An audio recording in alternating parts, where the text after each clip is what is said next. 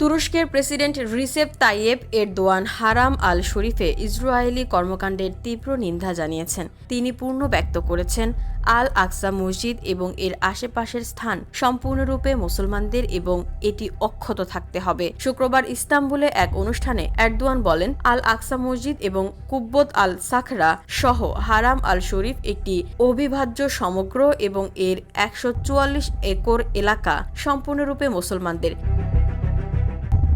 তিনি ঘোষণা করেন, আল আকসা তুরস্কের জন্য একটি রেড লাইন বা লাল রেখা, এটি চিরকাল একই থাকবে।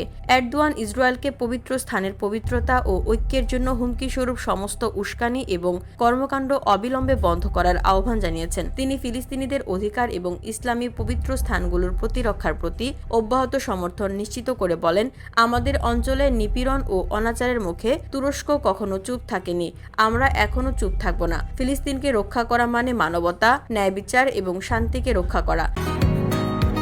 বসুন্ধরা, উত্তরা, বনশ্রী, কুড়িল ও বাড্ডা সহ রাজধানীর বিভিন্ন স্থানে অভিজাত ও অত্যাধুনিক মানের ফ্ল্যাট কেনার এক নির্ভরযোগ্য প্রতিষ্ঠান প্লেজেন্ট প্রপার্টিজ লিমিটেড। তাই আপনার স্বপ্নের আবাসনের জন্য আজই যোগাযোগ করুন।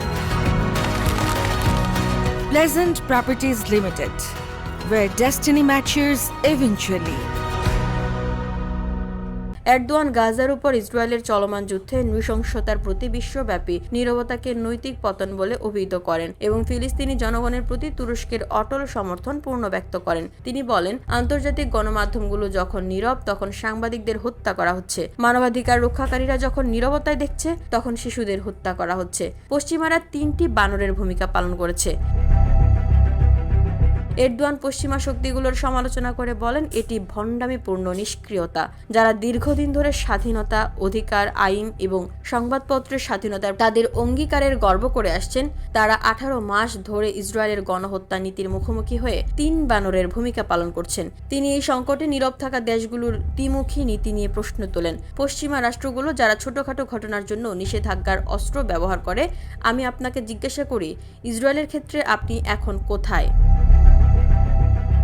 VOD Bangla news desk.